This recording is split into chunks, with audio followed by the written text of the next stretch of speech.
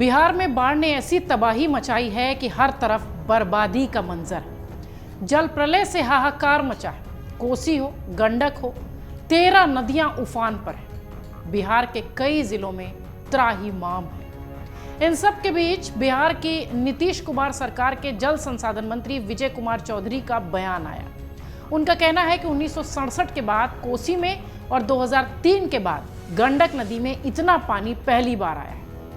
नेपाल में तकरीबन 60 घंटे से लगातार बारिश हो रही है। इस कारण 56 साल में सबसे अधिक पानी कोसी में भर गया। नेपाल में पानी आना कम हुआ तब ये बात कहने के लिए मंत्री मीडिया के सामने आए। जब राज्य में औसत से 20% बारिश कम हुई है तब नेपाल में बारिश से बिहार में ऐसी त्रासदी। कुछ घंटों के अंदर 7 तटबंध टूट गए। नेपाल में बारिश हुई और बिहार में आफत। कितना प्रभावित है बिहार? इस तरह की बाढ़ बिहार कब कब झेलता रहा है और कब तक झेलता रहेगा? बाढ़ की जमीनी हकीकत क्या है, विशेषज्ञ क्या कहते हैं, इस रिपोर्ट में आपको सब कुछ बताने की कोशिश करते हैं। बिहार के पश्चिम चंपारण, पूर्वी चंपारण, सीतामढ़ी, शिवहर, दरभंगा, सहरसा, मधेपुर, सुपौल, मधुबनी, पूर्णिया, अररिया, किशनगंज, गोपालगंज, सीवान, मुजफ्फरपुर के 25 प्रखंडों के 150 से ज्यादा ग्राम पंचायतों की लगभग 2 लाख से ज्यादा आबादी सीधे तौर पर प्रभावित है इस बाढ़ से। पश्चिम चंपारण, पूर्वी चंपारण, सीतामढ़ी, मधुबनी, सुपौल, अररिया और किशनगंज जिले के जो इलाके हैं वो सीधे सीधे नेपाल की सीमा से लगते हैं। हालांकि सभी जिलों में सीधे नेपाल की नदी का पानी नहीं पहुंच रहा है, कई जिलों में वो घूम कर आ रहा है।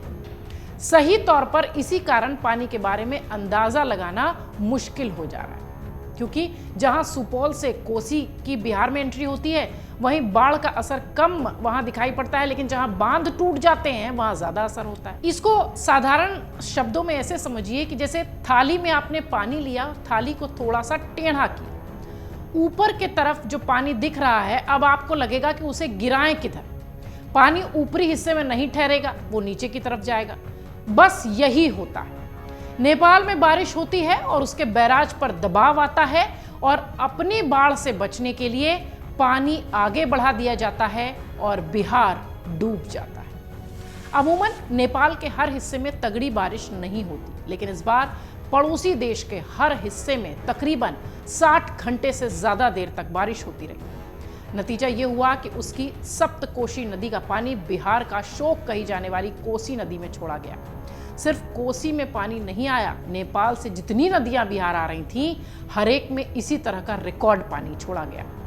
यही वजह रही कि कोसी के साथ साथ बागमती, लालबकिया, गंडक, बूढ़ी गंडक, कमला बलान, अधवारा, महानंदा, घाघरा, लखनदेई, परमान और पश्चिम कनकई नदियों का जलस्तर खूब बढ़ गया, खतरे के निशान को कहीं ज्यादा पार कर गया। इनमें से कई नदियों का पानी गंगा में भी जाता है और गंगा पहले से ही उफान पर है। मतलब नेपाल में बारिश रुकने से वहां का पानी आने पर जो ब्रेक है उसके बावजूद भी बिहार चौतरफा संकटों से घिरा है।